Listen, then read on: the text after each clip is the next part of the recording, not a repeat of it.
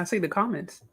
Hey, peace and welcome to all of my beautiful, dope crown heads. Y'all go ahead and take this time out right now to like the video, share the video, subscribe, and most importantly, hit that notification bell. That way, you guys can be alerted for future dope discussions. We are joined this evening by a lovely special guest by the name of, is it Shay? Shay Sade, yeah, it's Shay French. Sade.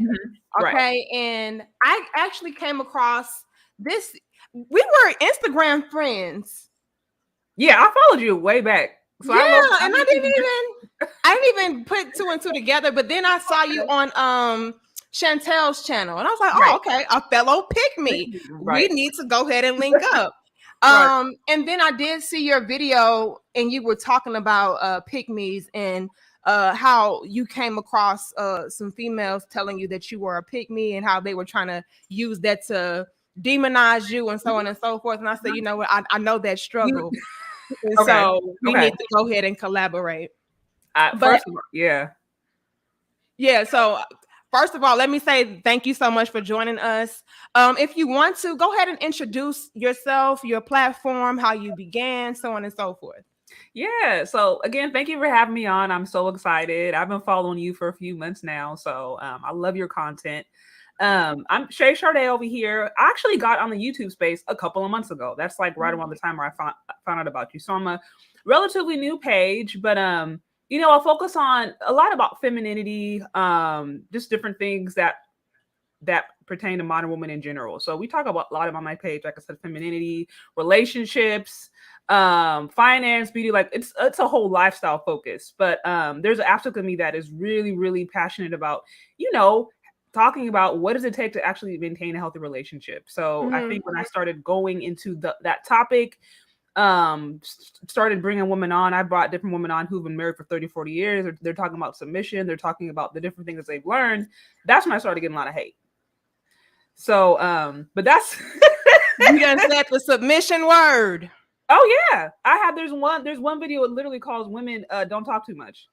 And this is a lady. She's been married like 40 years. I love her. She actually was my marriage counselor, and she was spending so much game. And she was like, "Look, y'all ladies, y'all talk too much. Like sometimes the best thing to do is even if you see something, men, they're going to be won over by your behavior, not your chatting. So there are times when you need to speak, but there are also many times when you just need to be quiet and you need to lead by example, serve an example, and then he himself will get the revelation. So I mean, we've had a conversation like that, and of course, I was getting all kinds of hate, but I'm like, look, these are women who married 40 years. I'm going to listen to them versus somebody who they over here on Instagram talking about, swirl love, and you never talk to a white dude a day in your life. I'm going to be more sorry. Hold on. So they already coming out throwing shade now. don't come out throwing shade at the Swirl Nation. I don't. Okay. I'm a little bit salty right now because I'm like, like I said, I'm new to this. So you've probably been experiencing this stuff for a few years now, but yeah, I'm really new, and I'm like, the delusion that I'm just seeing all across the board. I'm like, what happened? Like, where are we? Are we in the Twilight Zone? Like, is this for real? So you're not lying. And like I said, with me talking the way that I talk, because again, I'm trying to be fair and balanced. I'm trying to make sure that we're holding everybody accountable. However, Ms. Sade, I really do feel like there's not enough women holding women accountable. It's a lot of pacifying. And so that's why I feel like platforms such as ours are so important. And again, that comes with a lot of hate. It comes with a lot of negativity and a lot of misunderstanding as well, because a lot of those females that are casting stones at us, they don't realize that we're actually trying to help them. No, quite literally. Yeah. Right. Literally. And so if they would just shut the hell up, like the sister told you, as far as the other females are concerned, to just shut the hell up and listen and internalize the message, we can be so much farther ahead. And so that's why we have these dope discussions. And I don't care who I offend or who doesn't like it. It is what it is, because again, you just never know who you may reach. And so I'm very grateful that I'm starting to see more and more women with the fair and balanced perspective, holding women accountable, because we need that, you know? And Right. so let's just go ahead and dive right into this dope discussion. You wanted to talk about independent women and that being a myth.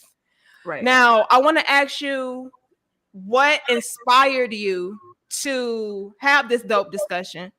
And then we're going to dive into the conversation even further. So what inspired this conversation? I'm like, man, where do I begin? I think it's a mixture of my own experience, a mixture of just knowing what women go through on a day-to-day basis, and knowing that so much of what I think modern women are told, especially Black women are told, it doesn't really lead to anything.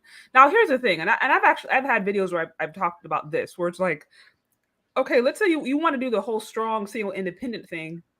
Don't act like that doesn't come with consequences. Women who aspire to be strong, single, independent, and self-sufficient, like, we don't exist in any society. There's never been a time where that's been able to happen, and there hasn't been some damning consequences associated with it. For example, like I said, I know women who've been single, 40 plus years, and I talk to them, and they're struggling. They're like, I'm happy. Like, I did this, I did that, I did all I was told to do, and I'm happy, or I'm lonely, or I'm scared of this, I'm scared of that. Like, those are the real realities. Like, let's say you want to be a strong, single, independent woman, there is going to be reality of, okay, are you going to make enough money to actually be able to sustain yourself? Are you prepared for the fact that you might face loneliness? Are you okay with that? How are you going to be validated? Because I feel like it's a healthy thing as a woman and men. I think women and men, to a certain extent, need validation from one another. Like, God created women to have validation from men, because that's what you're supposed to get from your dad. So, like, this basic human necessities, I think sometimes aren't necessarily addressed in this whole strong, independent women mindset. And that's why I think it's a myth. The myth to me is the idea that you can be that and never struggle, which so often we are told. And I'm like, if you want to do that, if you want to be the modern woman, if you want to live that way, I think that's fine. You should have the choice to do so, but you should also know that does come with a unique struggle. And that, to me, I feel like is the biggest challenge I see, that so many women take that path not fully knowing what comes with it, not knowing the upsides and also not knowing the downsides. Exactly. So that's why I think it's a myth. It's a mythology to say that I can do this and I'm going to be self-sufficient, I'm going to be happier than somebody who takes a more traditional route. That's not always the case. And I completely agree with that. Mm-hmm. And I feel like so many of us, we romanticize singlehood, and we play it up, and we make it something that is something to be celebrated, and so on and so forth. And we're not really being honest and truthful about it, because, again, we don't want anybody to, I don't know, see us as miserable or less than, or so on and so forth. And also, I feel like it's a coping mechanism. It helps us to feel better about not being where we know we should be. Because a lot of us, to be honest, we don't want to do what's necessary to be in a healthy relationship. And because we don't want to do what's necessary, we by default cancel ourselves out from ever being in healthy relationships. So what better way to try to counter that by celebrating being single and saying, "Oh, it's wonderful over here. It's great over here. Who needs a man?" Well, a woman, a woman, right? I really do feel like a lot of us romanticize singlehood, and we play it up just to make ourselves feel better about our results or where we're at in life, right? Because nobody wants to be. Let me be real, Miss Sade. Nobody wants to be, no woman, I should say, in her right mind, not a GMO, an organic, natural state minded woman. No woman wants to be by herself. No woman wants to take on the responsibilities, the loads, the hard work, the sacrifice, so on and so forth, of having to take care of an entire family, including herself, or whatever the case is, without some kind of assistance, or a man to at least take on half of that. You know what I mean? And so I really do feel like it's silly and it's dumb, and you're not being genuine when you're saying that, it's fine to be independent. It's something that we should embrace and celebrate. No, it's not.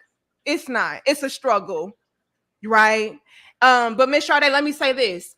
Now, a lot of females would counter this conversation as far as, the independent life or the singlehood life being a struggle. And they would say, well, I would rather do it by myself and struggle than be with these struggle dusty men and they take me down and so on and so forth. So what would you say to that argument? Well, I would say a couple of things. Women should have a choice. So I'm not going to go and, shame anybody if she wants to do that. If you want to be a modern woman, then do it. You should. And my personal opinion right now is that most women, I don't think many women today really have the qualities to actually be a wife. So they shouldn't. Because if let's say these dudes were to go wife up many of these women, it'd be hellfire, because you got one over here that wants to be a partner, then you got a dude over here that's like, I just want a wife, and he's like, well, no, we need to be my husband, 50-50 here, but then I want 100% there. So I'm like, most modern women today under that mindset shouldn't even be, I don't think even should be wives, because it just, if they want a hypergamous male, which most of them do, that would just create too much friction. Okay. But with the whole struggle dusty conversation, it's like, I look at it this way. If you continue to find yourself in situations where these dudes are, they're tearing you down, they're this or that, they're treating you bad, it's like, who was the common denominator in that scenario? And I think at a certain point, women have to, just people in general, but women, especially when they have those conversations, they have to be self-reflective. They have to look in the mirror and say, where did I screw up? I talk about this in some of my videos where it's like, there was a time in my life where I was unhappy with my results. And a good friend, she came to me. This was actually back when I was single. A friend came to me and I was at the gym one day, and she sees me and she's like, girl, you look mean. And I'm like, what? I'm like, I'm not a mean person. Like, I feel like I'm pretty non-threatening. She's like, honestly, and she tells me, she's like so sweetly, but she's like, honestly, girl, like if I was a guy, I wouldn't approach you because you look really mean. And I had to take that advice and I had to sit on it. And then I think once I really looked in the mirror and I had to face my own insecurities and face the different things that I was doing to shut people out, like then I had to be like, this is why I'm not getting the results that I want. It's because of how I'm presenting myself. And so I think anybody in a situation, instead of just writing off an entire people group and saying all men are trash, or all Black men are struggle dusties, or all the different things that women do to placate their own feelings, it's usually a lot more effective and healthier to look in the mirror and say, okay, well, where am I responsible in this situation? Because that person had the choice, she had the choice to choose a struggle dusty. So why did you choose a struggle dusty? Why were you attracted to one? Water seeks its own level. So I think that's something that I would say. And I think that is so important that you did say that, though. And that helped me to get another understanding or see a different perspective as well. Because you said something and it kind of struck me like, okay, that makes sense. You were basically saying like, look, if a woman is going to have that kind of attitude or mentality, it's probably best that she does remain by herself, because, getting into a relationship with her would be toxic and destructive and chaotic anyway. So, if a woman feels that way, then just let her be by herself. But my thing is, go ahead. No, and I was just going to say, and I think in that sense, she's going to be happier, because if you take a modern woman and try to put her in, now there are some men out there who they really are more comfortable with the modern framework, but most men are not. Most men are just they're men. They haven't really changed when it comes to that. So I've had honest conversations with women who they've gone into marriages and it has been a challenge for them. And they've been like, look, either I can choose to stay the same or I have to adjust. And, in the adjusting and having to rethink and really literally having to die to some of those own mindsets, then they find happiness, but it's a struggle. And so, like I said, if a modern woman gets in that kind of situation and she's with the men that most women want, which is, a stronger, alpha male, however you put it, somebody's going to have to change or else it's not going to work. And so that's what I'm saying. Like, yeah. Oh, I think we got it. Yeah, and I can understand and I can agree with that. However, with my perspective, and this is me on my personal stance, ladies, and hear me out. Like I can feel you on that. But hear me out. I just really feel like a lot of us, if we could just take a step back and really analyze, like you had to do, and like, you know what? Maybe it is something that is something that I'm doing that's hindering me from having certain results and so on Right. and so forth.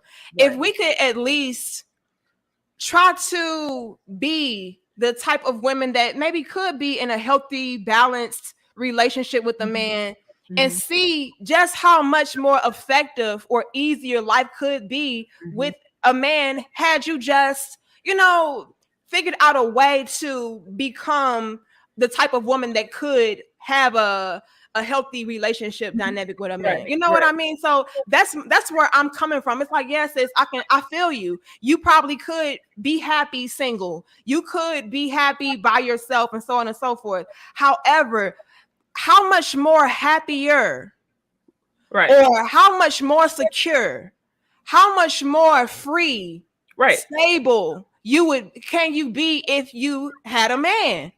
And I would be hard pressed to find somebody that's going to tell me, it's life is easier doing it all by myself. I just That's not. don't. That's I never don't feel been. like that's. I feel like that's disingenuous. I don't feel like that's being realistic. It's not. Like, yeah, you could be happy, but just think about how much more happier and balanced and stable you could be had you had a man to take on at least majority of the load for you, if not half. And so I really don't like how a lot of us do try to play it up like, no, being single is better than being with a man, Right. regardless of, Right. what that man has, what he doesn't have, and so on and so forth. I'm just happy by myself. And I feel like that's where the conversation gets toxic. And that's where I don't agree with it. Yeah. It's Right. one thing to have a struggle, Dusty, but it's some women out there, I'm sorry, females out there today, Miss Sade, to where they're like being with any man is a headache, you know? Like they don't even No, want to be with literally. him. Yeah. And so they like, oh, I want to be by myself. I like having my freedom. I don't need no man at all. Outside of penis, they're worthless and so on and so forth. I'm just like, nah, sis, come on now. Let's not lie. And so that's Yeah. where I feel like we need to take the conversation. But I'm gonna let you go ahead. Yeah. No, and like I said, I totally agree. I That's not to say you can't find a level of, satisfaction or happiness by yourself, but I think Mhm. all we have to do is just look at human history. Where has there ever been a time in history where there has been an entire generation of just single people walking around being happy and the society has been progressing? Like you're talking nations all across the board in Africa and Asia and Europe. Mhm. Like it always was centered around the family. Like Mm. so these conversations, I think they're just modern. They're modern, but I'm like, you talk to a woman 100 years ago, 200 years ago, whatever. It's just like it wasn't even a concept because there is this understanding that family and community was a key aspect to just human, I think, happiness development in general. So I mean, even if we really want to go there, even if you look at like they talk about in prison, solitary confinement, that's one of the worst things to do. One of the worst ways to torture a person is to keep them by themselves. Right. So it's like I think men and women, but I think particularly women because we are so I think we're so programmed to a certain extent to be nature or to be like nurturers and to be more concerned about the community. Like I've had Mhm. conversations with my husband about this where where it's like, okay, men are builders. They are. Men are the ones who establish society. Men are the ones who are responsible for what we have today.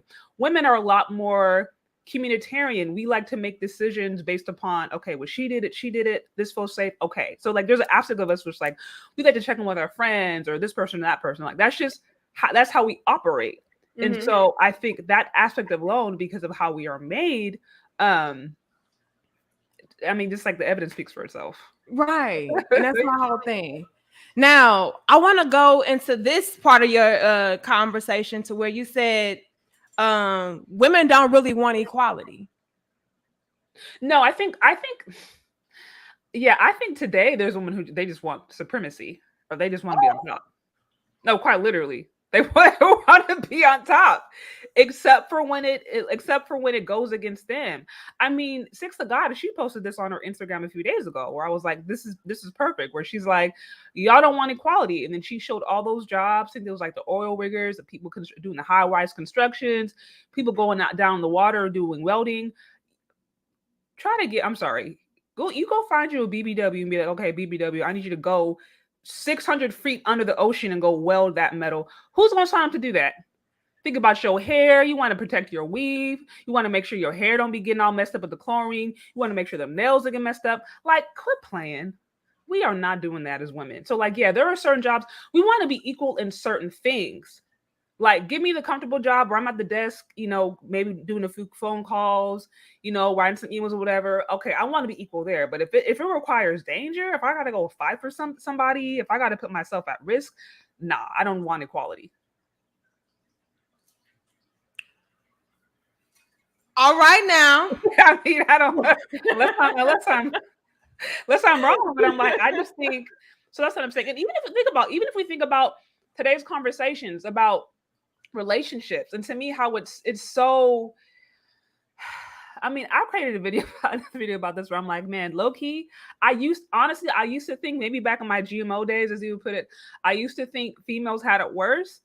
But now the more I just see the way we think. I talk to people, I talk to men, I talk to women. I'm just like, man, it's rough out there, because you got women who really want to be modern, but when it comes to going out and going on the date, if a guy pays for you, oh, well, that's just him being polite. But it's like, well, I thought you want 50-50. It's like, no, he still needs to be polite, he still needs to be chivalrous, but it's like, but you want to be modern. So I'm like, if I'm a dude, I'm confused. Like, am I supposed to open the door for you? Or am I supposed to like, am I not supposed to pay? Can I hug you? Can I not hug you because of now me too? I'm like, if I was a guy, I'd be confused. I would be so confused right now. Like, I don't know how to treat these females. So I think that's what I'm saying. We want equality when it benefits us, but not when it requires us to actually give something that would be, put us in danger. Well, damn, Miss Sade.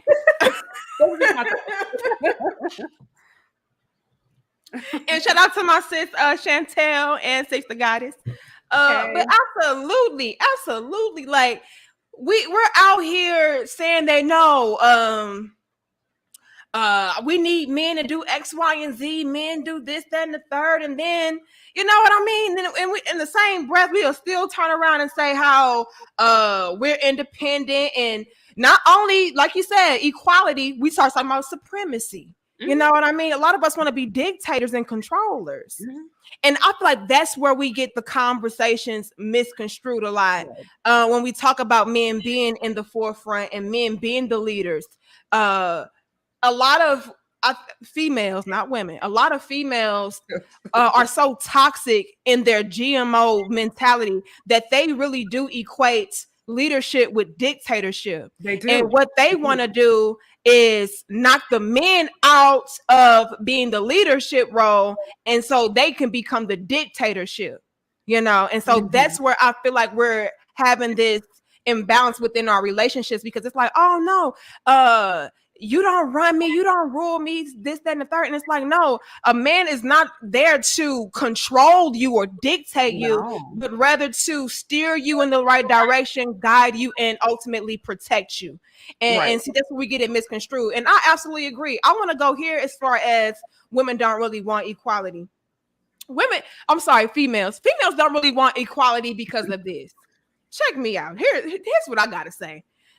These females are out here talking about, we should be balanced, we should be fair. And then when it comes to them having to, again, take on a load, provide, get to the money, be taken care of. Now it's like, oh no, the man is supposed to do that for the woman, and the man's supposed. No, you can't have it both ways. Do you want to be the one that is being taken care of, or do you want to be the leader that takes care of other people? And that's where I'm just like, y'all are full of ish. Y'all don't really mean what y'all say.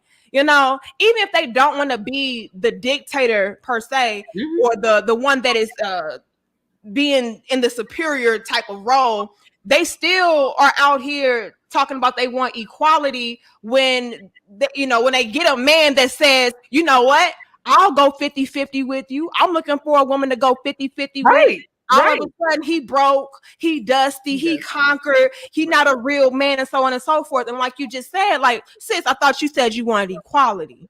All right, well, equality is 50-50 on these bills. And so that's where I get it. That's why be like, y'all are full of ish. Do you want this or do you want that? Right. Because when a man brings to you that same energy that you're dishing out, that you're saying that you want to take on, I need 50-50, so on and so forth. And he's like, okay, cool. I'm a 50-50 type of guy. Now she got a problem. I'm about hypergamy. I'm about a man doing everything. I'm about a man no, but you didn't say that though, sis. That's what I'm saying. So that's where I get a little irritated. It's not consistent. I totally agree. Now, here's one thing that I never understood. If you're strong, single, and independent, then why do you need protection? Because you hear the whole protect Black woman thing, and we can go there, but it's like we hear that all the time. And to me, it got to the point where it was starting to bother me so much. I went and I created a video and I looked at the domestic violence. I created a video and it said, "Are Black men the most violent?" I went there. And what I found all across the board, Black couples, white couples, Latino couples, was that the women were the one who were instigating the violence first. I was actually surprised. I was surprised to see that the women all across the board were instigating the violence first. And I think Black and white couples, I think it was like there was like about a 1% difference as far as violence is concerned, but it was not big. And so I read that and I'm like, ooh, that's damning, because we're talking about, oh, protect us, but we're the ones that are swinging first. Now, when I read through the different studies, they, there's different theses as to why. Some are saying maybe because they were trying to diffuse a situation. Like they don't really know why that was happening. But after I did the research, I found women are the ones they're fighting back now, and they're actually fighting first. So, but that goes back to my bigger question. It's like, if you're strong, single, independent, why do you need protection? Isn't that what you want? Don't you want to be self-sufficient? Because if a guy now goes and tries to protect you and you're strong, single, independent, then he's not honoring your request. So like, which is it? Damn, Miss Sade. Did you really have to go there? I did. It was getting on my nerve. And I was like, here's the thing. I'm just like, let's just be honest. Let's try to be logical. Let's look at the facts. Like, instead of me talking all this narrative, let's look at what's going on. And I actually was surprised. I didn't think I was going to find that, but like I said, all across the board, all those ethnicities, it was. And I don't know if it's just maybe women are, I don't know why, but they're just more violent. they're starting to be more violent now. Look here, but you just spoke a whole word though, Miss Sade, is what I'm trying to tell you, okay?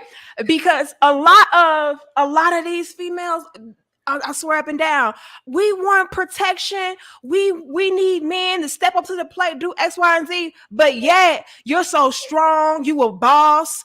You can do it by yourself. You hold it down by yourself. You know what I'm saying? And we will straight carry on that whole persona of being strong, being masculine, being the powerful force. And then the moment that a man says, you know what, okay, well, just go ahead and do you. It's like, oh, these men, they don't protect us anymore. They don't do anything for us, so on and so forth. And it's like, sis, again, pick a struggle, pick a side. What do you want? What do you really want? And I feel like, once again, that plays into a lot of the hypocrisy that I see from a lot of us females today. Like, if we're going to be on this side of the fence, stay there. Don't keep double dutching back and forth and then, just making it to where whatever's convenient for you at that time and whatever fits your narrative, that's where you're going to blow. That's where you're going to flow to. Like, no, stay consistent. That really irritates me with a lot of females today, is that it's just all of the inconsistencies and the hypocrisy of it all. A lot of us are just so warped. We don't even know what the hell we want to do. Right. And like I said, if I'm a dude, I'm legitimately confused. I'm like, I don't know what, like, I don't know. I don't know what to do. So I'm like, man, I feel kind of bad. I'm not even gonna lie, because it's rough out there. It is. Let's go here though, Miss Sade. And y'all give us 435 likes. Let's go here, Miss Sade. outside of men potentially being confused by a lot of the females of today, it's to a point to where a lot of men are afraid to even, give a woman a compliment, shoot their shot, approach them, talk to them. And then we swear up and down, what's wrong with these men? They don't do X, Y, and Z as far as approaching us and pursuing us. The man is supposed to chase us and so on and so forth. But then once again, pick a struggle and pick a side, because when a man does pursue you and he does chase you, then he's thirsty, then he's harassing you, you know, and all of this. And it's like, come on, sis, do we want men to pursue us or quote unquote chase us or not? Do we want men to provide for us or no? Do we want men to protect us or not? Because again, it can be very confusing. And I feel like that's also contributing to a lot of our relationships not even being established in the first place, because it's like, we don't know what to do. Like, should I say hi? Should I not? Should I pay for this or should I not? Right. No, that's total facts. And I would say, there's so much to say there. Go ahead, break it down. Right here. I think. Well, here's the thing. Just we go back to Me Too. I think Me Too did a lot to. It did a lot. I think to trying to just add to the confusion that we have as far as gender roles, as far as what people are supposed to do. Now, I'm certainly for, like, I do believe women who are violated should get justice.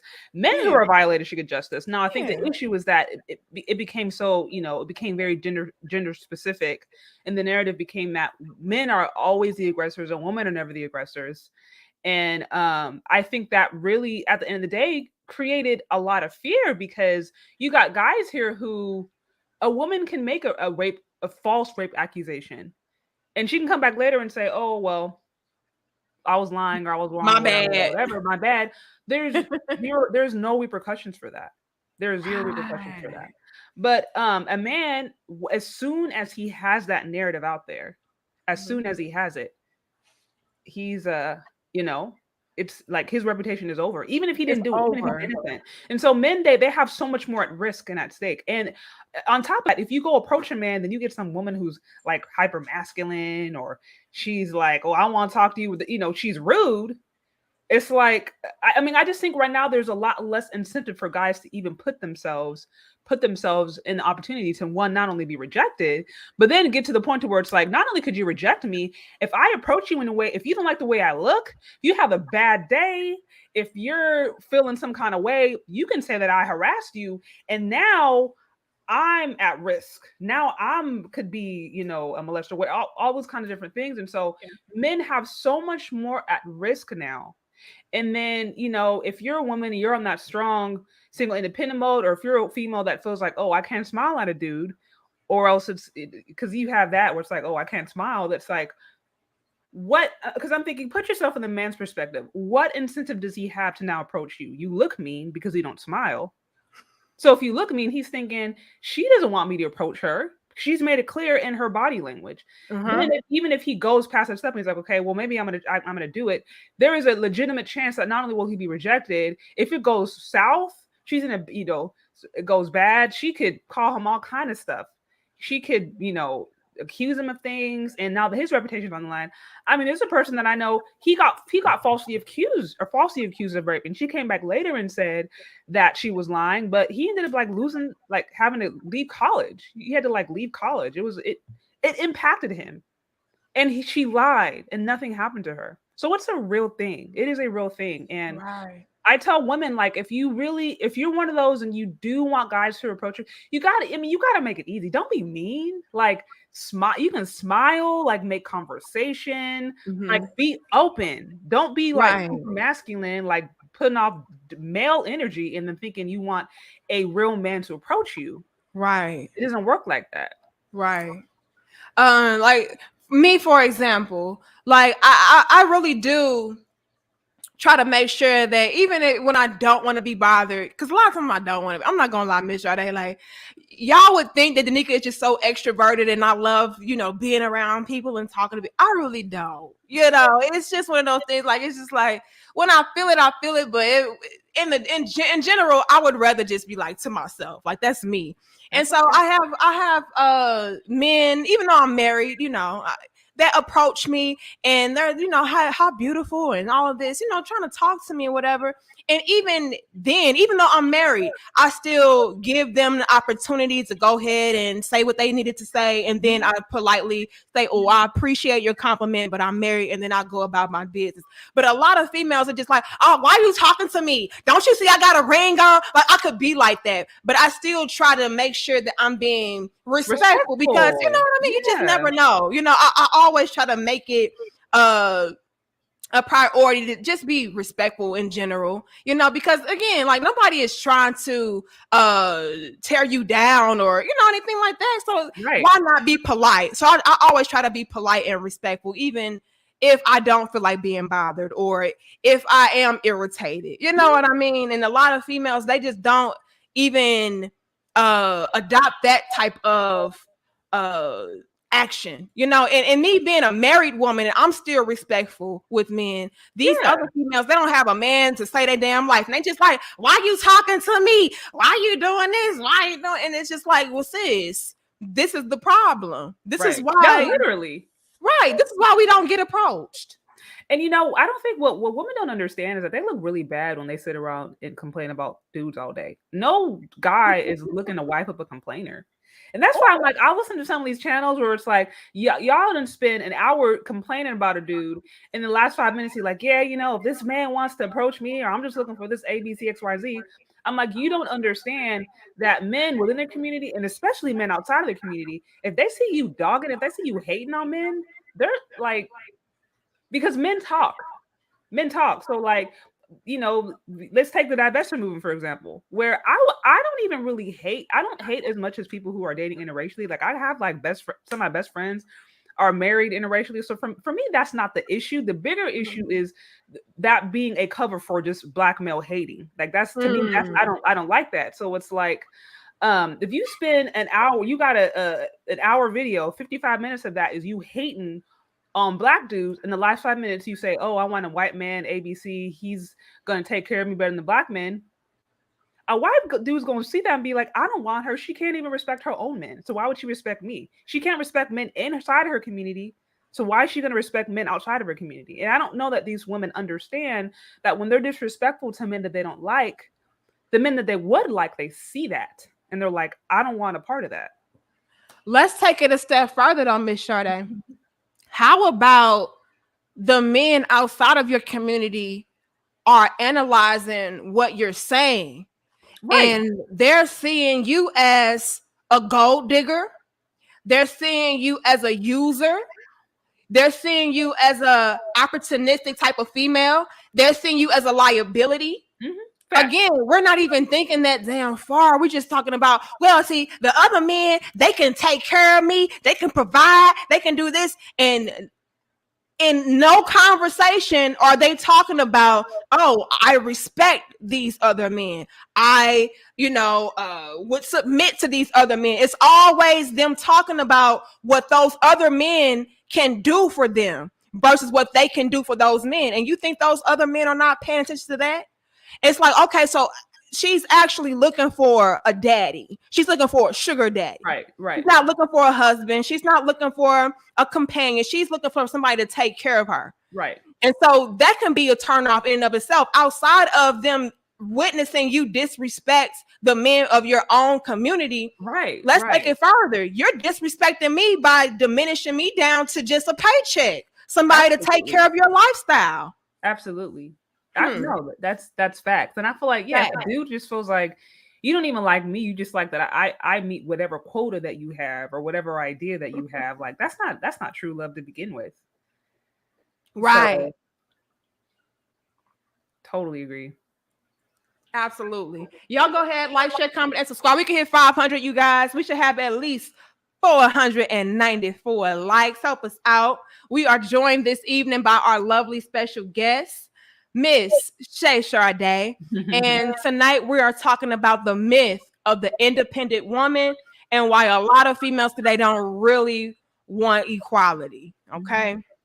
And of course, we are dope, okay, and our dope discussions go deep, and so we may get on different avenues and areas. Just hold on for the ride and enjoy the conversation, all right? But yeah, I just really I don't feel like a lot of us do take that into consideration as far as the conversation that we are having, and because outsiders can see that. They see what we're saying about them as well and what we're not saying about them. And again, I feel like it's just a lot of hypocrisy when it comes to females today, because they will swear up and down they are independent and they can do it by themselves, but then they're trying to divest to another community for somebody to take care of them. Again, sis, wow, what's going on? See, and that's the thing. It's like I mean, I told you I'm only a few months in, so I'm newer, but I started to notice, like, I remember I went on somebody's page and I saw some, like, it was like some black male hating page, and then it was like, why a white dude did this. I don't remember what it was, but I just remember I went on there and I asked a legitimate question. Like, I'm like a deer in the headlights. I'm like, because I'm thinking we're supposed to be having honest, logical conversation. So I asked an honest question, and I got all kinds of mammies, pick me's. He don't this, he don't this, he don't that, and I'm like, wait, I'm so confused. Like, aren't we supposed to be having like truthful discussions? And I kept on running into that, and I just kept on noticing, like, this to me seems like this isn't really about finding ways to get into other communities. Because think about it, I think if there is like a legitimate movement of like, hey, we want to see more black women. Let's say we want to see more black women marry white guys. There would need to be training. Okay, first of all, y'all got to lose weight. There would be an active push for black women. Okay, black, we gonna get these white guys. We're gonna be smaller than Becky. We all gonna be size 2. Like, if this is a serious thing, if this is seriously about black women getting more white men, we would have to, there'd be more like, okay, we got personal trainers over here. This is how you get healthy. Like, there would be legitimate things. It'd be like, okay, how do you assimilate, or how do you talk to white parents?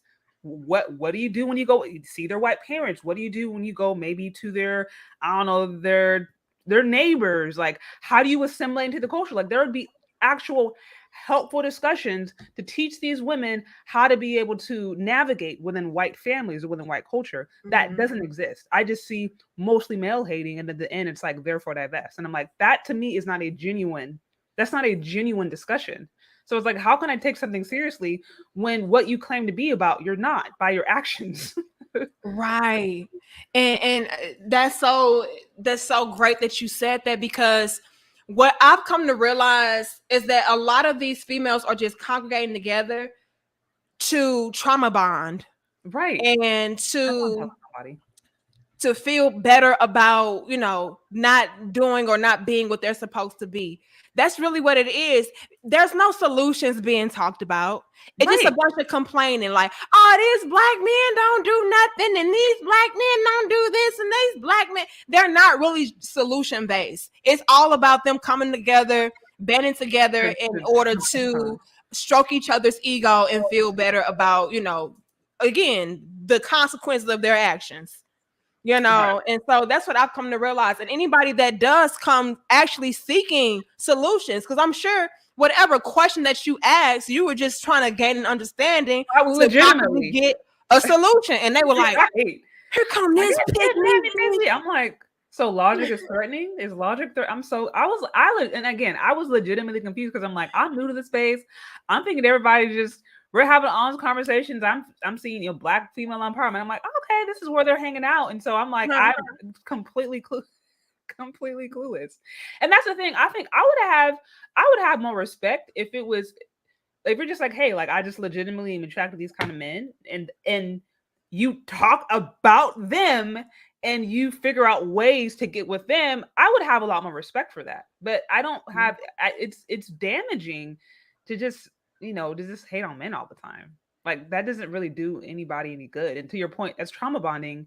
And then men look at you just like, I'm going over there. Like, right. So. I want to read what Philip said for a second. He said, because they're obsessed with the men they can't get. Why else spend valuable time thinking, dreaming, breathing about a group of men they claim to hate? I'm not buying it. Oh, that's facts. That's facts. That is facts. And that's why I have to pull that back up. That is facts, Philip. You know, and again, I wanted to dive into something else that you said. As far as you really looking for solutions and coming together to kind of build. It was a point I wanted to make with that, but it slipped my mind. What was it? It'll come back to me. Yeah, it'll come back. Until then, y'all like, share, comment, and subscribe. Oh, y'all are here clowning today. Appreciate y'all so much. Shout out to my good sis, Miss Kendra of the Crimson Cure. She said, supporting my sis. Love you, girl. Love you back. Okay, appreciate you. All right. Thank you, Eugene. Now I see why those GMO females call themselves the sisterhood. They get together and stroke each other's egos, telling lies about each other, depriving each other of good, balanced relationships. And there was something I wanted to hit home with that, Eugene, as far as them congregating together.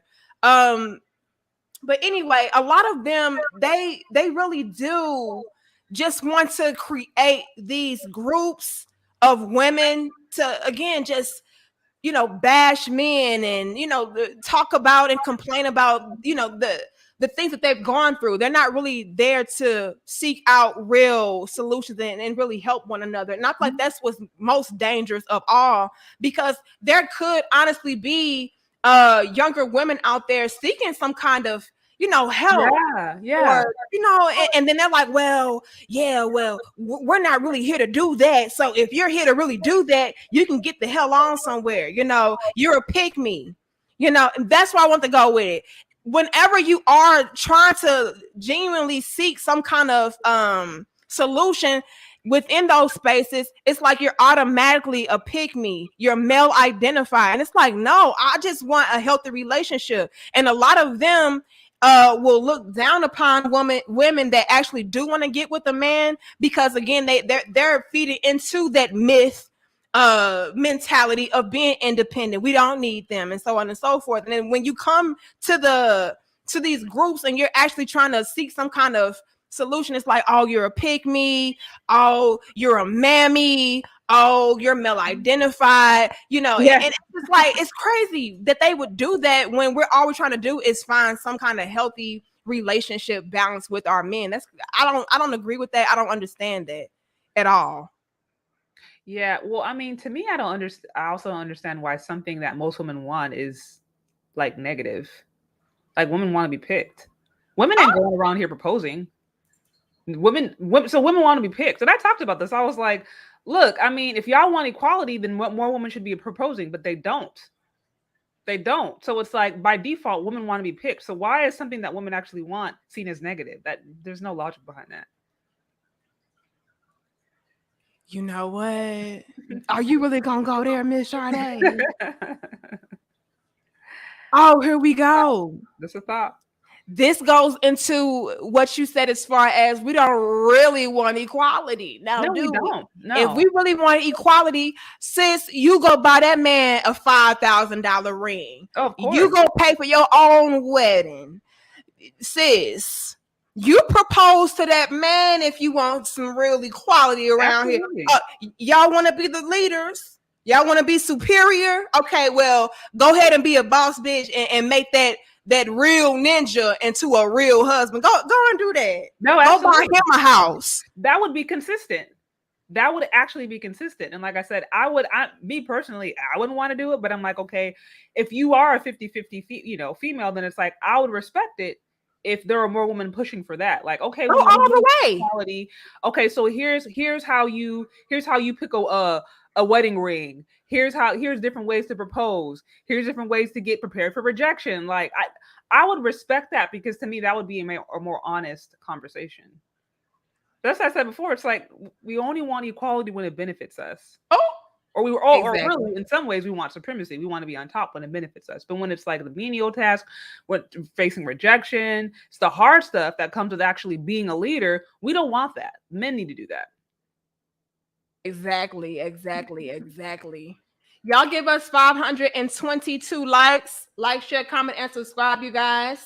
And again, thank you guys so much for your generous donations. Thank you guys for being in attendance. We are joined today by our lovely guest, Miss Shay Sade, and she's dropping some heavy jewels on us this evening. All right, y'all. And after this dope discussion, y'all go over to her platform and support her. She is a fellow pygmy, and so we have to unite and stand together and rise. I'm Okay. honored. I'm honored to hold that badge. Okay. Now, me too. Now, Miss Sade.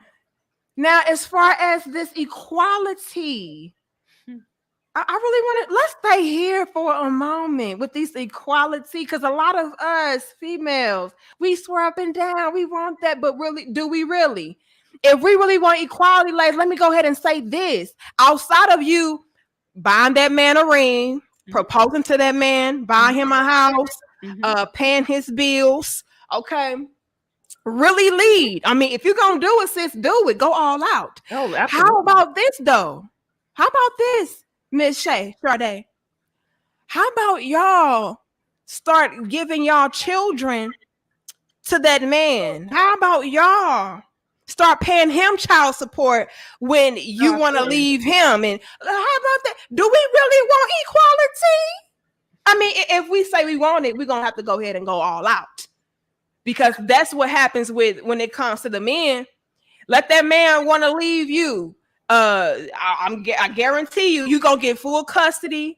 He's gonna have to pay you and pay for the kids, and he's not even around them. All kind of things. So if that's really what we want, sis, let's go ahead and go there. Oh, but absolutely. See, I don't really want that. And that also means if you wanna abort the kid, that means he has to prove it. There needs to be a 50-50, approval, or else you can't abort the kid. I mean, this has to be consistent. This means we need to be drafted off to war just as much. You know what I mean? We need to make sure all those dangerous jobs. I need to see more women in construction. I need to see more women in janitorial roles. I need to see more women, out there, I don't know, in the police force, firefighters. I need to see more women on the oil rigs. Why not? I think we should really push for that. If we want equality, I think that'd be consistent. We need to see more women out on the street, homeless. Oh, right? No, right? Don't we want equality? We want equality, right? Don't we want equality? Don't we want more women in prison? We need to see more of them in prison. Ain't we independent? If we so independent, ladies, we don't need help from nobody. Not a government, not a man, not no assistant, nothing. Miss Sade, when it comes to the shelters, even they're like, oh no, if you're a man, they send you out by yourself. But when you're a woman, and especially if you have children, even the shelters are more lenient and open with that. We want equality, like Miss Sade said. Go be homeless. Then you don't need our assistance. You don't need our food stamps. You don't need our shelters. You don't need none of that, right? You so independent. That means it's all on you. If you don't work, you don't eat. Correct? Oh, okay. If we were treated like men more, I think most of them would be in tears. Have a man stand up and be like, oh, well, she discriminated against me because I'm too fat. Or a man, she discriminated me because I'm too short. Or a man, like, she discriminated because me. She's a poor man hater. She's discriminated because I'm broke, so she didn't like me. Like, no one would care. When people hear men complain about their relationship struggles, him being too short. If he's broke, it's like, go get a job. If he's overweight, it's like, go to the gym. But women, like, we have to be coddled. It's like, oh, he doesn't like me because of my size. BBW doesn't like me, or he doesn't like me because I'm a strong, I'm independent, or he's intimidated, or whatever. It's like, we create platforms based upon our struggles, but nobody cares about men's struggles. They're just like, you're broke, get a job, you're short, deal with it. Life is hard. You don't like where you're living, work harder. Like, I think men, they're not necessarily given certain luxuries. So they're just, I think because of that, they experience rejection more. So they don't need to have all these movements based upon, well, I don't have this, I don't have that. They're just like, yeah, that's what comes with being a leader. It's not always fair. But us women, if we want to be in that role, that means we're gonna have to deal with more criticism and more rejection. It's hard to be a leader. That's what I'm saying. Like being responsible for a family, the burden that a husband has, truly, from a physical, financial, spiritual, whatever, like the burden of a leader, it requires more sacrifice in certain instances. So it's like you actually don't want that. You really don't, Mhm. because it's not easy. Yeah. And like I love that you pointed that out though, because so many of us, when it comes to men and their struggles and things that they may go through, it's like, well, man up, toughen up, get over it. Yeah, get over it. Really. But when it comes to women, it's like, oh, sis, no, we're going to celebrate you. We're going to love you and accept you no matter what. Oh, so again, that's that double standard. That's that Right. hypocrisy that I hate. I hate that. I You remember know. there was that one video. I don't know if you saw it, where it was talking about the one that was talking about I don't have pretty privilege, which I listened to the video and I was like, I think it was like the one I don't have pretty privilege and it's hard or something like that. It went viral a few months ago, and it was a YouTuber talking about, look, like I'm a woman Oh, that oh, oh, Steph Cole. yeah. So I Yeah, remember I've, I I've watched seen it it. and I was like, okay, like I was like, yeah, I totally feel where she's coming from. Like I didn't see a problem with it, and I remember talking to my husband about it, and he's like, this is annoying because if this is a have this be a man. He was always just like, have this be a man, and nobody would care. And he's like, it's annoying because men know life isn't, it's not fair. So if we're supposed to, and she's like, the same women who complain about pretty privilege are the ones that have expectations of he needs to make this amount of money. And he's like, I would be more inclined to listen if the women who complain about pretty privilege are also would be willing to be with poor men. But these women are just like, oh, well, he don't like me. Still have these high standards of like, well, he needs to make this amount of money. He's like, you lost me. This is not a serious conversation. Right. Well, see, I did watch Steph Cole's video, and I can understand where she was coming Yeah, from, me, because I could she too. was saying that she actually did. She was lenient as far as men were concerned. You know, she was ready and willing to work with guys. But let's take it outside of her. Outside of her, some I Yeah. know who they're not. I can't speak for Right. her A lot specifically, of but I them are know. not. Right. A lot of them are not. They're like, oh no, my standards are still where they are. It's just that, this is still happening to me. I can Yeah, I that's can what respect it is. I can respect Steph, because she was still like, you know what, I do have a tough time, and even with me, being lenient and me trying to work with men, and it's still just, it sucks. But with other women, it's just like, no, I know I am not X, Y, and Z. And on top of that, Miss Sade, I'm not even trying to be. You just need to accept me. And also, my standards are still through the roof.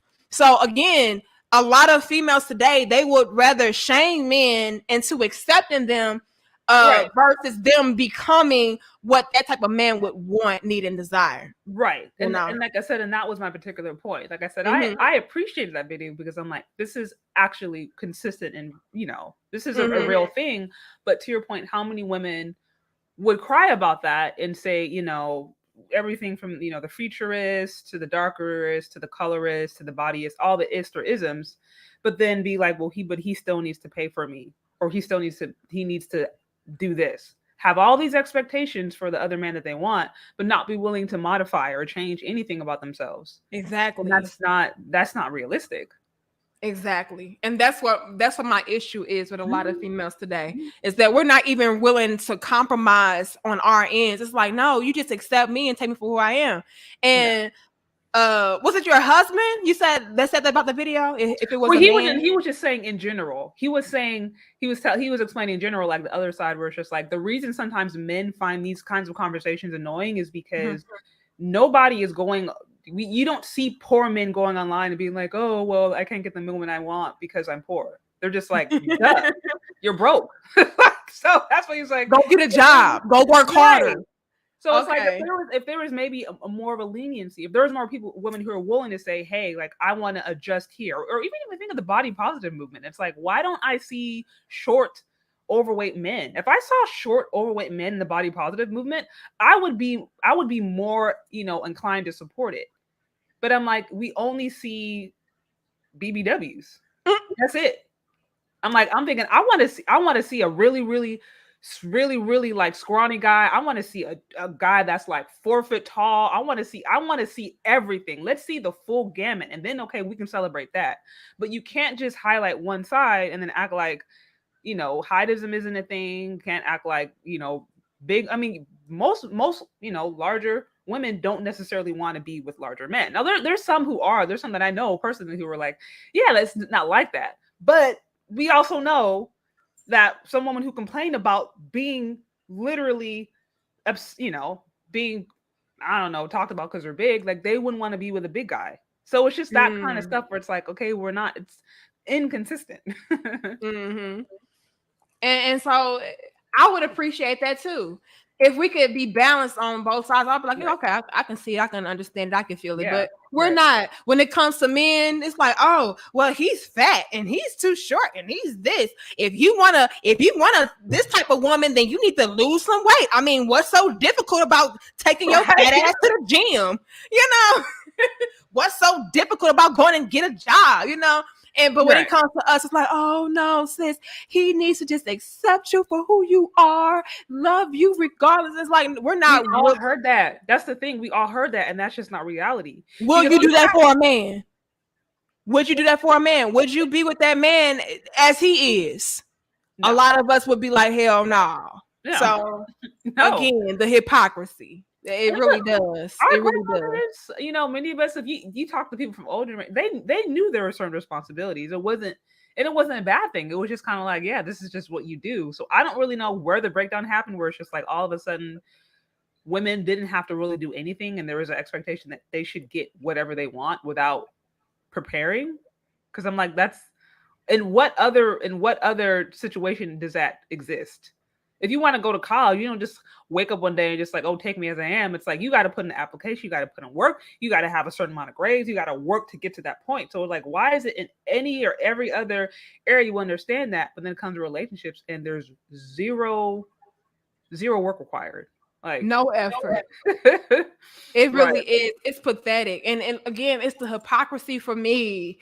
Ladies, and see, this is why I have these conversations, because I really feel like a lot of us are holding ourselves back by being hypocritical, by having all these double standards, by not trying to see different perspectives. And so if we could just continue to shed light on, the things that we are saying, but not in alignment with, we could really have a lot of improvement. But as long as we're going to sit around acting like, we should be tolerated while simultaneously not tolerating or accepting anything less than our standard from men, that's where we got dilemmas. That's where the problems come in. We cannot do that. This is the counterproductive behavior that is keeping us a lot of us stuck and stagnant. Right. Right. All right, y'all. Y'all give us 572 likes. We appreciate y'all. We're joined once again, by our beautiful, lovely guest, Miss Shay Sharday. And we are talking about the myth of the independent woman, and why a lot of women today, well, I call them females today, they don't really want equality. It's just a bunch of fooey. It's not real. It's an illusion. Right. Facts. Okay, Miss Sharday. So let me ask you this. If a woman was, how can I put this? If you were dealing with a woman that said, you know what? I do appreciate men and what they do, and I wouldn't mind being with a man, and so on and so forth. However, I just feel like, men are not measuring up to what I feel like I deserve. Right. So let's hit on that for a little bit. As far as women, let's say that they are hitting on what they measure up to. Like, she is feminine, she is attractive, she is submissive and so on and so forth. And she's like, look, I know what I deserve. And so because I know what I deserve, I don't want to settle for anything less than that. And so I'm not being approached by those men, or I'm not seeing those men, what do I do? Because I'm single or I'm independent, not by my own choosing, but because a lot of men don't measure up to me. What would you say to her? I think there's a few different ways that I would address this. I mean, first off, water seeks its own level. Mm-hmm. So I think, okay, like prime example, the colorism, darkism. That's a pretty pretty common conversation within the Black community. Like What colorism, colorism. Okay, yeah, colorism. Yeah. And so and I've had conversations with this, and I've noticed there's been, some dark-skinned women who are very much like, this is a problem, this is a problem, this is a problem. There's other dark-skinned women I talk to, and they're just like, they have zero issues actually getting men. They're just like, I've never heard them complain about it. Mm-hmm. So I use an example because I feel like, how do I put it? At the end of the day, sometimes I think people just have unrealistic standards. And so we can point to, okay, let's say you're a dark-skinned woman and you have a bad attitude. And I'm not saying this is always the case. And like I said, obviously we do know colorism, that stuff does exist. But there are certain cases where you could be a beautiful dark-skinned woman, but if you have a horrible attitude, or if you have you know how to talk to men, you look mean, people aren't going to approach you. And so I think sometimes women, we can build ourselves up. We're so used to, I got this, I got that, I'm beautiful, I'm all these kinds of different things. And we can create standards that are so high that Jesus Christ himself couldn't even fit in. I did a video that says, Jesus was a zesty and most women wouldn't date Jesus. And I said specifically because I'm a Christ follower. I have a lot of friends of mine who are, also Christ followers. And I was starting to have conversations with some of these females, and I'm like, you do understand that if God himself came down, you wouldn't date him, because what it actually means to be a godly person, what it actually means to try to actually, live good and live righteously doesn't measure up to your standards.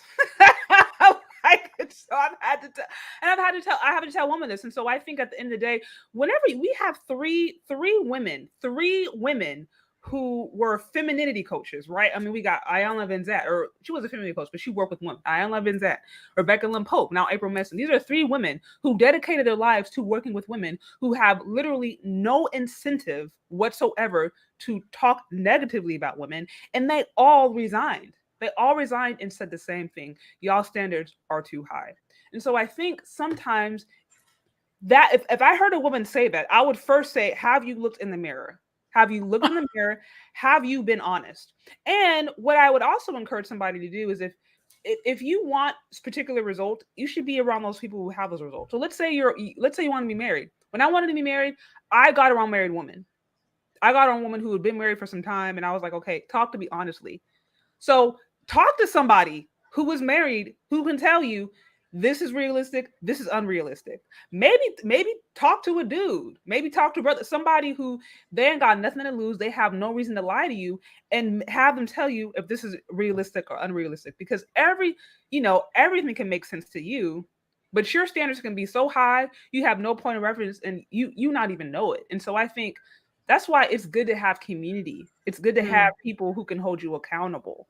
Like I said before, I was in marriage counseling with me and my husband. We had different pastors who were counseling us, and people who were praying for us. People were being like, okay, this is what it is, maintaining healthy standards. And I think women who find themselves in that situation for so long, that's when you have to actually seek other avenues and be like, am I being honest with myself? Right. So, and see, a lot of us are not being honest with ourselves. So we may think we're all the way up here, but it's like, nah. If you were, your results would speak to it. Oh, okay. Literally. Because like I said, water seeks its own level. So if you're over here like, oh, I'm a 10, and then you got, all you can get is homeless dudes off the street trying to talk to you, then you might need to rethink. You know what I mean? You might need to really consider. And here's the thing, like, there used to be a time where just dating or marrying the person next door was okay.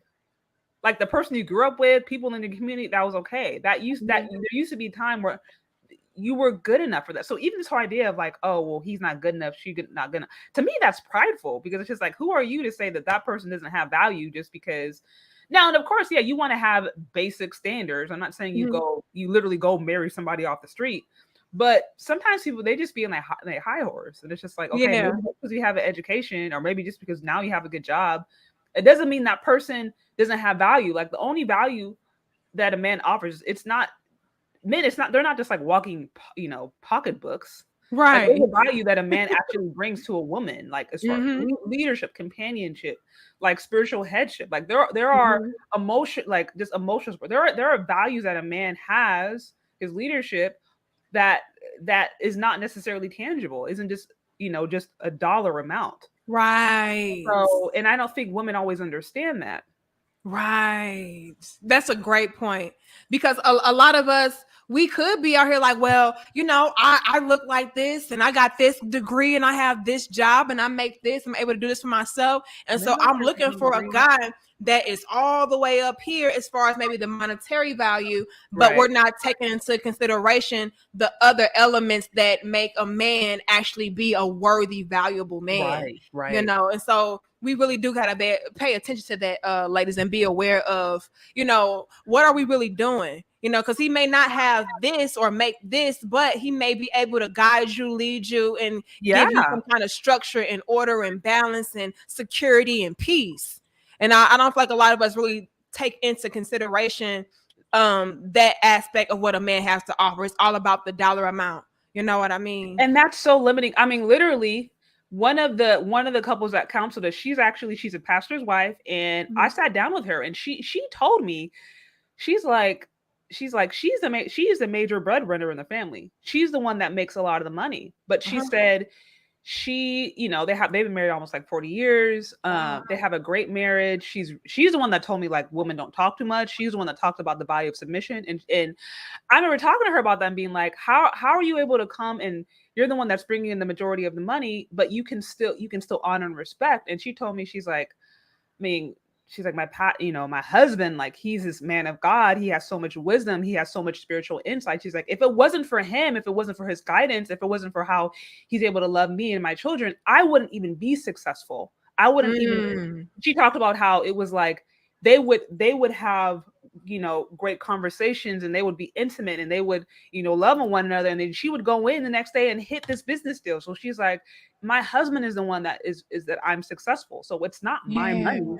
It's our money. And without his leadership, I wouldn't be here. And so she was just praising her husband. I'm like, wow, here's a woman she'd be like, oh, you need to be doing this, and that. But she knew the value that he, as a man, as a spiritual man, godly man, brought into her life. And I'm like, prime example. So it's not always it's always a dollar amount. And I don't think women always understand that.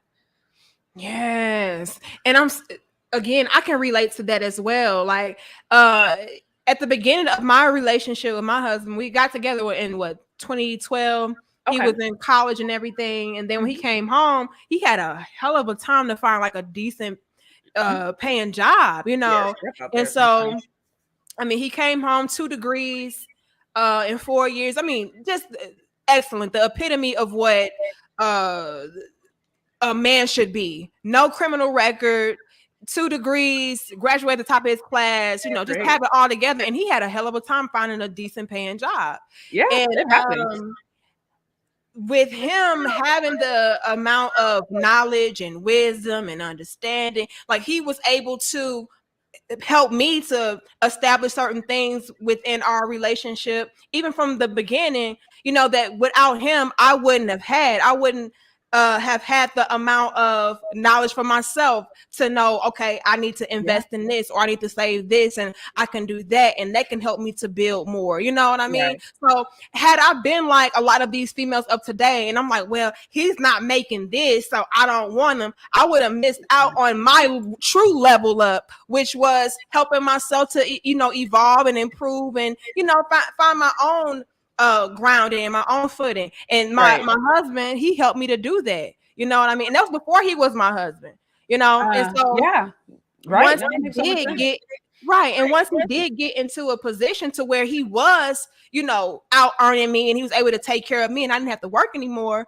Uh, the same skills, the same mentality, the same mindset, the same principles, and everything that he was again teaching and instilling to me, he was able to adopt and for himself and be able to generate more wealth for himself or more money for himself, or what I mean, Right. just putting up on different game. And collectively we come together and we are able to build even further and even more of a solid foundation. So a lot of us, we really do sleep on the value outside of the money that a man can bring. He can put you up on some kind of mental game and give you some kind of other kind of insight to where you're like, oh, okay, well, that does make sense, and that would do this, and that would have this domino effect, and he just helps you to be even more established than what you really are, or what you could be by yourself. Yeah, absolutely. No, And that's why we need to get rid of the whole independent, I don't need a man mentality as well, because the amount of mental clarity that men are able to provide, you know what I mean, outside of just the money, could propel you further. You know what I mean? I mean, the fact, I mean, we think differently. We're made differently. I mean, men by default tend to be more logical. They don't have to Exactly. deal with all the hormonal imbalances that we have to deal with every month. Like, they're just they're built a certain way, and I think that, and they should be like that works together greatly. If you see it as a value, but I do think that there's some women today who are legitimately afraid of maleness. They are afraid of, like, I don't know how else to say it, but like an actual heterosexual straight male is threatening to them. The way that they think, the way that they operate, their preferences, the way that they move is scary and threatening to them. I do think that talk about that. Well, okay, for example, just the idea of men having preferences being so like horrible. Men can't have preferences. I mean, now we have the Kevin Samuels who was coming out and actually speaking about it, and I think one of the reasons he's getting so much support is because men are like, yes, finally somebody who can relate to me, who I can actually, who is saying things. But I'm like, men's preferences for whatever reason are threatening. Men have always been visual. They've always been visual. You know what I mean? They've always been pretty simple too. It's But like, you said you put an emphasis on heterosexual. yes, and the reason I say that is because, okay, if we think of the default, say a default, just straight heterosexual, cis heterosexual, however you want to put it. Hell, I get confused sometimes with all the terms these days. I ain't gonna lie, but so I'm thinking just how men wanting to lead, men by default being more warriors, being fighters. I mean, it used to be men were the one who would go into war. They're the ones who were going out into the wild and they would establish things, and then they'd bring their women along, or they would go scout out new lands. They would go, they were out doing the rough work. You know what I mean? Men tend to be more logical. And even when we think about them being leaders in the home, being leaders in community, there are certain attributes that come with being a leader. There's going to be love, but sometimes there's going to be discipline associated with that. There's going to be, a sense of authority. There's going to be a sense of being correction. And so just different attributes that even come with being a leader. And because I think some of us women, we have not necessarily been, we haven't even been trained on how to be accountable. Some of us, there's never been an ounce of truth that we've ever really been able to hear. Anytime we have somebody coming in and trying to establish order, or trying to establish a sense of continuity, it feels threatening. It's like, oh, he didn't tell me what to do. He didn't do this. And he's like, no, this is out of order. I'm seeing this logically. I'm trying to help you. She's like, nah, well, he's just trying to control me. He just right. And so they can't benefit from the God-given attributes that God's given that man. And then like I said, and then they're afraid. Some of them are just legitimately afraid if they are in a relationship and they submit, or if they listen to his leadership, that they're going to be controlled, that they're going to lose themselves, that they're just afraid. Yes. And that ties in perfectly what Eugene just said. He says females kept having a misconception about submission. They think that submission is becoming voiceless slaves and giving up their voice. And it's not. It's not. It's absolutely not. It's absolutely not. Submission actually I think it's for our safety. I really think it's for safety. If it's now, if you go out and pick a Dusty, if you pick a struggle Dusty and you submit to him, yes, that's going to be a mess. I know I have people that I know in my life who pick struggle Dusties, and I'm like, that I can see why you would walk away from that situation and feel like you want to be a modern woman because what you just experienced was hell. But I'm like, if you but if you don't pick a struggle dusty or don't pick a three trash bag bandit or whatever you call it, then it's like, oh, this actually alleviates pressure. Mm-hmm. Exactly. So, Because again, like you said earlier, men have more they're more logical. They know how to think things through. And yeah, sometimes they know things that we don't see. They see things yeah, that we don't see. And so they can navigate us and guide us better. right, You know what I mean? And so absolutely submission is for your protection because that man may have some kind of insight or just see things from a different angle that can ultimately protect you from your damn self. And I can speak from personal experience with that with my husband. Like certain things I would be like, yeah, I'm gonna do this and I feel right, like it's gonna do that. And he's like, not quite. That would have an effect on this. And again, I may initially even be mad sure, about it, like, man, right, I don't right, know. But nonetheless, Miss Sade, I always submit to him and I allow him to lead. And I may be pissed off for that moment, but I always just go ahead and submit to whatever he said was actual and factual. And it all never fails. It always ended up to where it was like, yeah, he was right.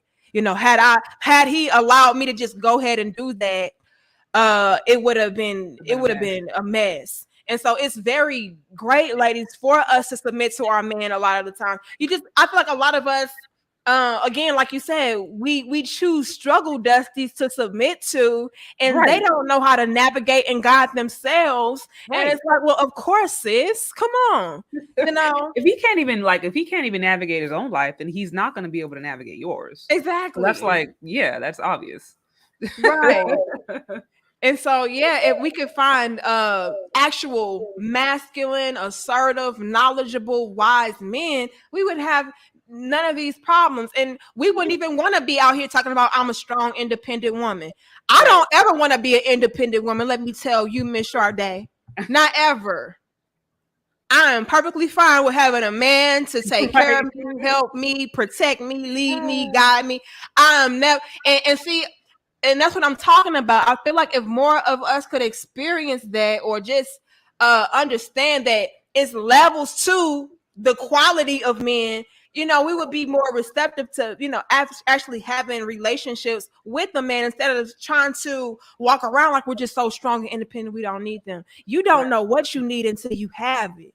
You know what I mean? Right. Sometimes you don't No. know what you have and you don't know what you need until you don't have it or until you experience it. And you're like, oh, okay, well, this is better, you know, but a Right. lot of us, we love to walk around pretending and then we're struggling, you know, but as long as we look like we're not, we're like, Not being no, honest. I'm okay. No, you're Not being not. honest. I mean, I'll say it this way: if so many women or modern women were happy, then why are 1 in 4 of us on like psychiatric drugs? 1 in 4 women are I think they're bipolar, depressed, at least 1 in 4. This is a report that came out not too long ago. Actually, I talked about this, but it was literally like, yeah, there's a lot of modern women today there are psychological issues going on. And my thing is, that's not to downplay that because people go through hard times. You know, people need to take care of their mental health, and I think that's okay. But if the answer was just being modern, independent, and happy, then why are so many of us mentally struggling? Right. Also, most of us are broke. I'm like, Oh, let's just be real. Women aren't making that's what I'm saying. I don't That's the issue I have with this whole hypergamy level up stuff. I'm like, do you not understand if you actually just go to the Census Bureau or whatever and look at the money that women are making across the board, we're broke. 44% of working Americans make $15 or less. So all y'all level up. I need to give me a man that's XYZ. He need to be making this. If you marry a dude next door, he's likely to be making more money than you because men all across the board make more money than women. This is why feminists complain and say, oh, we need to have equality because men are making more money. So it's like, which is it? Are you being oppressed that because they're making more money than you? or is it that you're leveling up and that you're strong and independent? Like, which is it? Sis, now I know you didn't just call us broke. We really, and black women, and I think black women are like, they're like towards the lowest. Of course, there's reasons for that. Black women, I think we're just like right above immigrants. I think we're like right above immigrants, but like, yeah, we make the least. And single mothers struggle the most financially. Of course, there's reasons for this. I have a whole video I broke it down. I have to go see if I can find it, but I broke it down financially. I was like, I went and I looked at the report. It was I think July of this year where they had looked at the different wages what people are bringing in, and like I said, every single ethnicity, men are making more, and yeah, the average income was, I mean, below 40,000 easy for women. I think it was close to like 30. I don't remember the exact numbers, but case in point, we ain't making money like that. So stop level up stuff. Sade, you hurt my ego. Okay, I'm not even an independent female, and you hurt my ego. Hold on. I know you didn't call me broke. And that's the thing. I'm like, you're not less of a person because you're making a certain amount of money. I'm like, first of all, we're in a pandemic, so don't be talking about no hypergamy level of nothing in the pandemic. People across the board, it's like rent moratoriums, evictions are happening. People are struggling. So that's why I don't like delusional conversations where women are being told, go with a man that's doing this X, Y, and Z, where I'm just like, do you know what's happening in the economy? Are you aware that, first of all, you're broke? Your sister and your friends are probably broke. And that person over there, like, is also broke. So stop with this whole, you comparing yourself to Lori Harvey's and these celebrities. You're not living like them. Most people right now they're just trying to make it work. And you'll be better off working with somebody versus struggling by yourself. But I got my education. What is that? But I'm like, education don't pay no bills. A lot of these people got school debt. School debt is the worst. No, seriously. I have so many friends that are hundreds of thousands of dollars in school debt, they got nice degrees though, but how is that equating to dollar bills to pay rent or pay mortgage, to pay light bill? How does that equate? It doesn't necessarily. Sis, I had a student loan from going to cosmetology school, and that was only $10,000. And so, and that was too much for me. I said, hell no. And so I can only imagine being hundreds of thousands. Oh, hell no. Look here, Miss Sade. My car is paid off. Okay. It's a bucket though, but it's still truck. That's okay. It's a bucket, but it's still gonna truck. And it's free. My car insurance is $80, and that's including everything, home insurance, everything. That's and awesome. That's awesome. I could not imagine being hundreds of thousands of dollars in debt. Oh my God. By myself? I don't got no man to help me. No. Like I said, if you live, I'm out in the Bay Area where everything is high. You get a starter home is a 1.2 million. Like, that's just the cost of living out here. So yeah, you'll find people and it's just, to me, it's just like, you just look around, it's like, y'all, let's just be honest. Let's just have an honest conversation. Now, here's the thing: if you really do, there's nothing wrong with maybe desiring to do better or desiring to make a certain amount of money. There's nothing wrong with that, but there has to be a first honest conversation of where are we actually at, what's going on, and what's realistic. There's never really been a time in history where there's been a ton of people dating outside of I'm talking outside of their class, like jumping classes, and that just being normal. Because hypergamy literally is talking about women getting outside of their class by marrying up. And it's like, first of all, you actually have to be around those people. And most people are not. You're not around the upper class like that to even be, leveling up. Maybe you get a sugar daddy here and there, but getting a sugar daddy that's not marrying into millions. That's different, Mm-hmm. Yeah, and so like you said, like we gotta stop being out here fronting and stunting. See, one thing about me, I'm gonna keep it real. All right. I'm gonna keep it real with myself and with people around me, so we'll know how to improve and what to look out for, what not to do, what to do. Because a lot of us are out here telling each other, "Oh no, girl, single life is where it's at. Go out here and do this, go out here and do that." And then, like you said, we broke and struggling. Broke. So, Bro, going girl, home, food stamps, skipping meals, going out on dates just because that's gonna be your only meal for the day, bro. oh, Like, and I'm like, here's the thing. I'm not because there's been times I'm like, I ain't making no money right now. But like, so I'm not hating on nobody just because you're in a struggle place financially. You find a place like that. Like I was for years. I remember right out of college. When I graduated, the economy was horrible. I was like, I'm making $50 an hour. I'm like, God, I can't even in the Bay Area. That ain't getting you nothing. $50 an hour, you're sharing a room. So it's like I'm not hating nobody. But I'm like, that's where I was at the time. But if I was over there being like, oh, well, he need to make this, and he ain't my level because I got a college degree, I'm like, y'all stop. Just stop. Stop the cap. girl, you need help with them student loans, sis. You need help with them student loans, sis. They ain't gonna pay themselves back, bro. Y'all better cut out this book. Look, sis. Being strong and independent it comes with a high price tag. Do y'all really want that life, sis? My sis just told me y'all broke. So come on, sis. Come on Going now. across the board. I mean, literally, like if you just look at the economic report, that's it. If you just go actually just look at an economist, see what they're saying, and it's like, oh, somehow this doesn't measure up with all the stuff that I've heard. Right. Yeah. I mean, you would swear up and down that we just balling as women by ourselves. We don't need no man. Well, according to my good sister Balling in Day, credit card, like I said, balling in credit cards, student loan debt. Just because you ooh, can put a trip on a credit card or rent an outfit and then return it, that don't mean that you're actually, because here's the thing about it. What I've known, people who actually have wealth, people who are actually doing well, they're not fronting it. Also, because wealth is their reality, they don't feel the need to promote it all the time. That's why, like, when I see people talking about this luxury lifestyle, oh, this is luxury, lipstick or this purse or whatever, and unless they're maybe like a brand ambassador, they're getting paid to do so. If you're right. just some random person, I'm like, why? Because, like I said, if a person is legitimately living that way, it's normal to them. It's not novelty. It's not special. So you're not gonna go and like Right. post about it like it's something special because it's just like, well, That's this a is my bar. life. That's That's just a my life. bar. Yeah. Right. So that's what I'm like, nah, real rich people they don't feel the need to front because that is their reality. That's their perspective. They're just like, oh, I just have money. You see them walking Right. around. They It got, is what it is. yeah, t-shirts, jeans, polos, it's nothing to them. Like Right. So again, a lot of us out here front and stun, ladies. And so we got to really start thinking about, do we really want to be independent? Do we really want equality? I don't know, sis.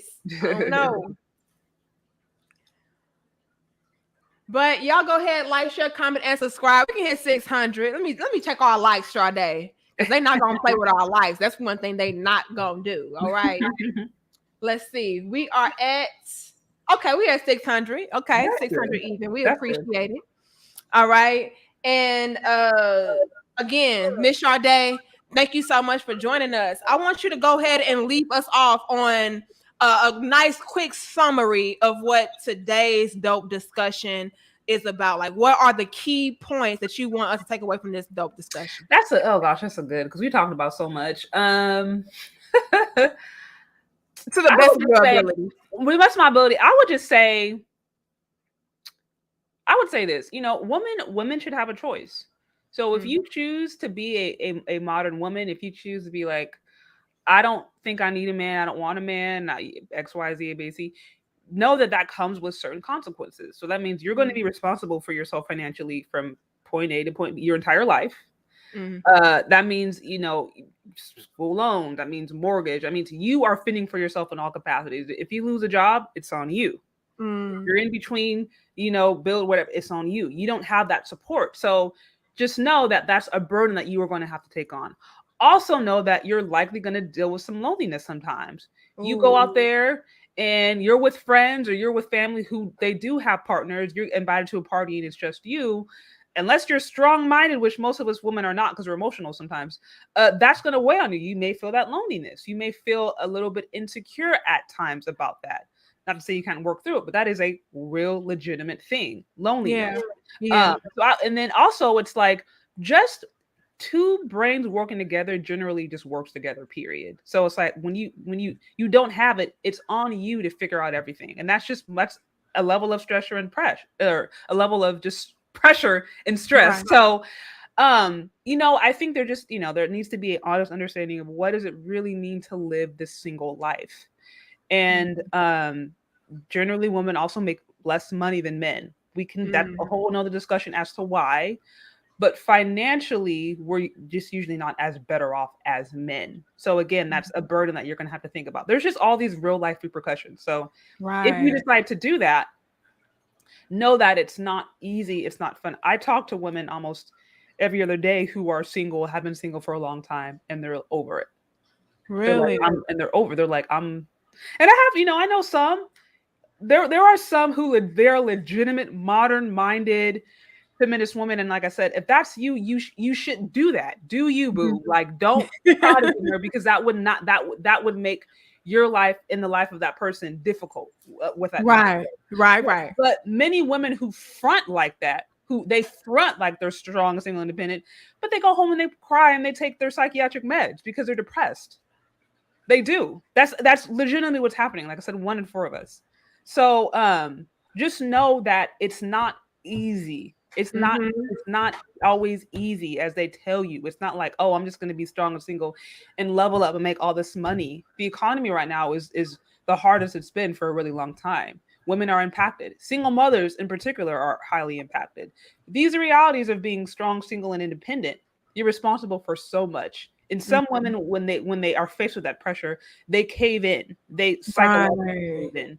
So no, like I said, yeah, there's certain things you don't have to check with somebody else. You can make decisions by yourself. You can do whatever you want. So those are upsides to it, but it's like, are the upsides worth the downsides? You get to decide.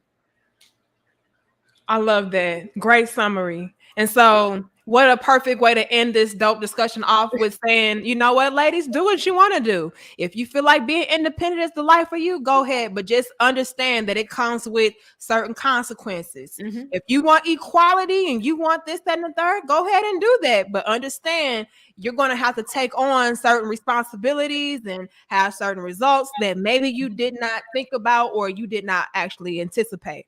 So I love that. Again, thank you so much, Miss Shay Sade, for coming on our platform and sharing your perspective with us. Yeah, great absolutely. insight, great clarity. We love it. And again, welcome to Pick Me Nation. All right, we celebrate you with open arms. We welcome Absolutely. you. Thank you for having me on. It was, No it was truly a problem. pleasure. I feel so blessed to be here talking to you and everybody. So yeah, it was We awesome. thank you. Yes. And crown heads, y'all head on over to Miss Sade's channel and subscribe. All right. We have to big up the pygmies. If y'all want more women to, let me say this to my fellas. Bros, hear me out. Because it's 95% of y'all on my platform. Brothers, if y'all want more women, more females to be what you would like them to be and do what you would like them to do, you have to start celebrating and validating the women that are doing those things as an example, right? That's what you have to do, because it's in a female's nature to look for validation from men. And so when you guys are, bigging us up and, making us the example as far as, being submissive, being supportive, being understanding, having an open mind, being coachable, being teachable, that opens up to a lot of the GMO females and be like, you know what, dang, if I want a man to take care of me, if I want a man to love me, if I want a man to, support, provide, protect me, I need to be like that. And so y'all do that. And so that's why it's very important for you guys to go over and celebrate and support all of the Pick Me chicks. Okay. I gotta send you a shirt as well, Miss Sade, when they come in. I love it. I love it.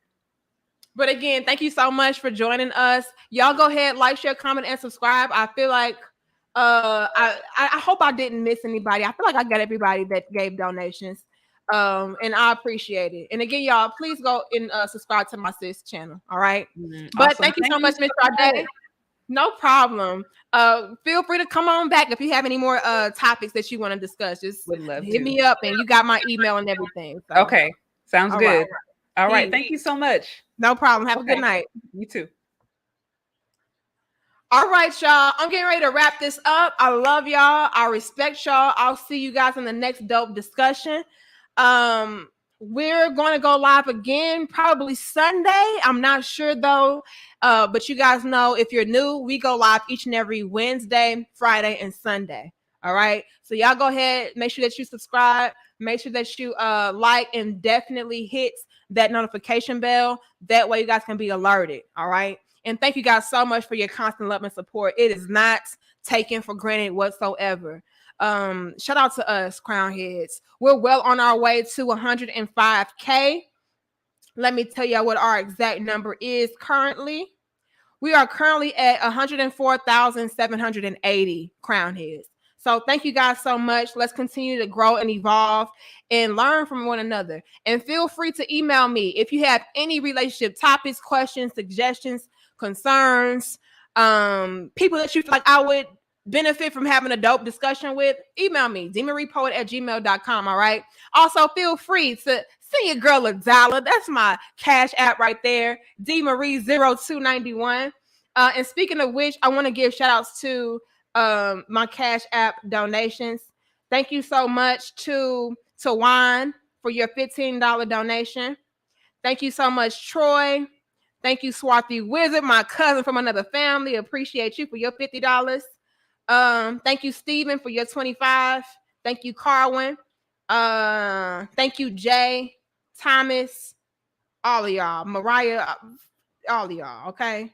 I'll see y'all in the next dope discussion. Dante, you too. Dante sent me $1 exactly, and I appreciate that $1 as well, Dante. All right, but I gotta go. Much love, Danique Marie. We are out. All right. Let me go ahead and run my commercial, and y'all can also feel free to head on down to my description box below and hit that beautiful link and buy your book. Okay, go and get your copy of Submission Is Not the Enemy.